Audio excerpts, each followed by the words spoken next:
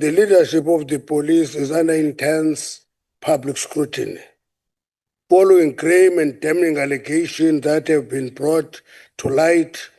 And these allegations are deeply concerning, and we welcome the announcement by His Excellency President Cyril Ramaphosa of a judicial commission of inquiry to thoroughly investigate the matter raised. We await the commencement of that process, which will lead to full accountability, transparency, and justice. Very important principle that if you are accused, you have a right that you acquire immediately to actually clear your name, respond to the allegations. So this appointment of the Judicial Commission of Inquiry affirms that principle. However, the serious nature of these developments must not detract from our constitutional responsibility to account to the people of South Africa, particularly in relationship to the resources allocated to their safety and security. The over 60 million South Africans deserve and expect that the department remains focused on its core mandate as per Constitution of the Republic of South Africa. That is prevention, combating, investigation of crime, and the protection of lives and property. So that is the focus of the department, and we must not move away from that. Honorable members, the 7th administration has outlined 3 strategic priorities which serve as the compass guiding all departments, including this department. And these priorities, along with the vision of the National Development Plan 2030, have directly informed both our annual performance plan and our strategic plan. As the Southern Police Services, we are fully aligned with the broader developmental objective of our government, because there can be no development without safety, and no safety without an efficient police service. The Ministry of Police, we have refined and adopted a clear and focused priorities for the 7th administration. Our strategic policing priorities are as follows.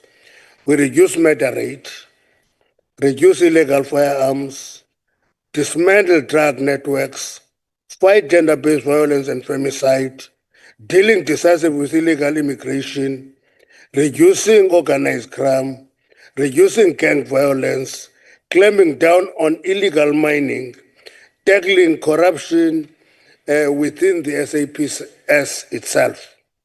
That is what we have put there as our priorities.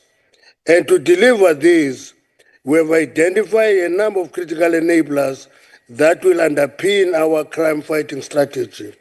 They are adoption and enhancement of technology to improve detection, rapid response, and data analysis. That is number 1. Number 2 is to strengthen crime intelligence, enabling us to act proactively, not reactively. Capacitating and upskilling our detectives to lead the charge in solving complex and violent crimes. Improving forensic services to ensure swift and credible investigation and prosecution. Improving fleet management, ensure our officers can respond efficiently when communities need them most. Upgrading our infrastructure, including the number of condition of police stations. Improving working and living conditions of our police officers. Recognizing morale, dignity, and adequate resources are essential for performance.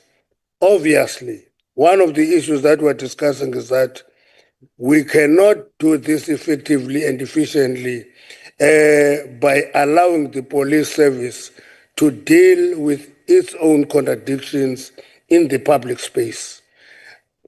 Media is for something else. Contradiction in the department must be sorted in the department, not in the public space.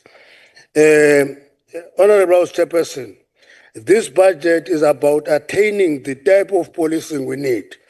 One that is effective, efficient, and responsive and professional. The budget allocated to the Southern Police Services will be spread across the various programs in support of the identified priority.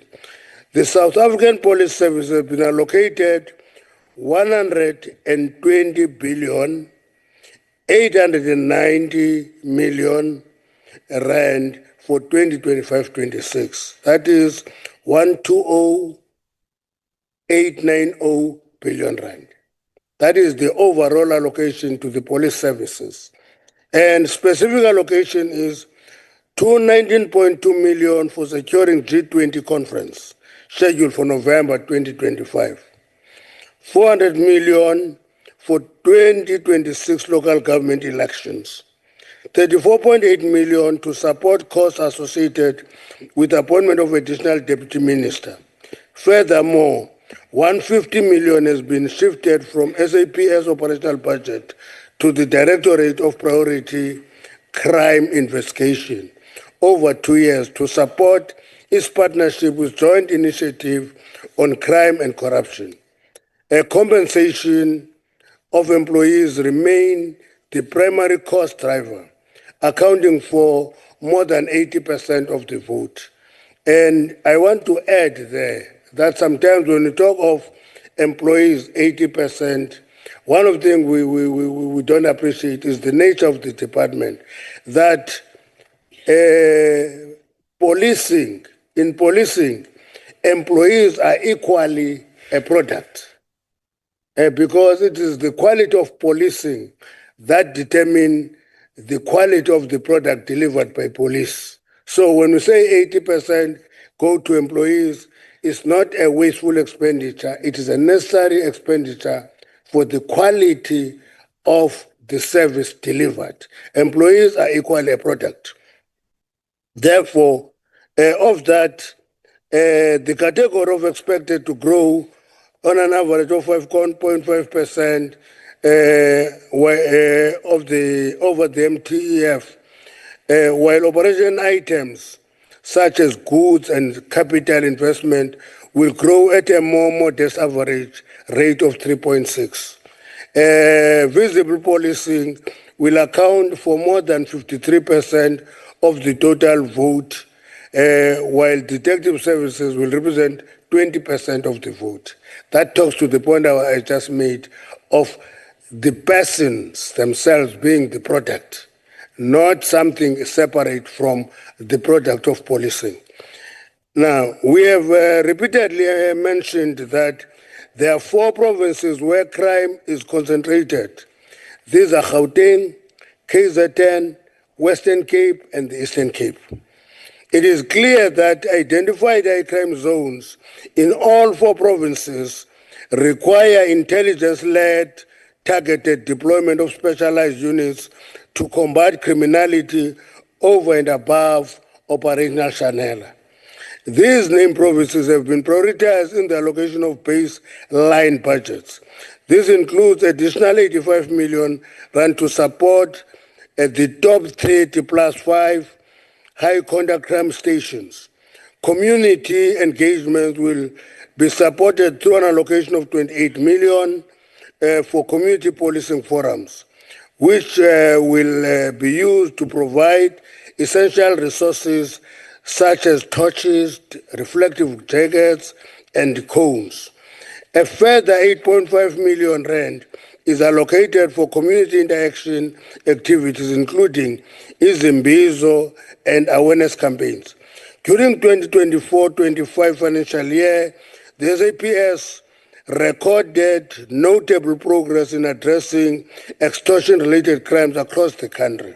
A total of 2,417 incidents of extortion were reported nationally, resulting in opening of case dockets and arrest of 1,054 individuals, including 7 juveniles.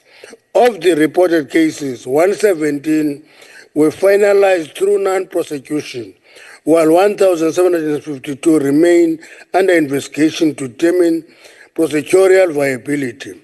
6 cases resulted in guilty verdict, leading to the conviction of 14 individuals, and 1 case was finalized as not guilty. 529 cases are currently on the court roll. Now, in 2025-26 financial year, the South African Police Service will implement a series of targeted initiatives to combat the growing threat of extortion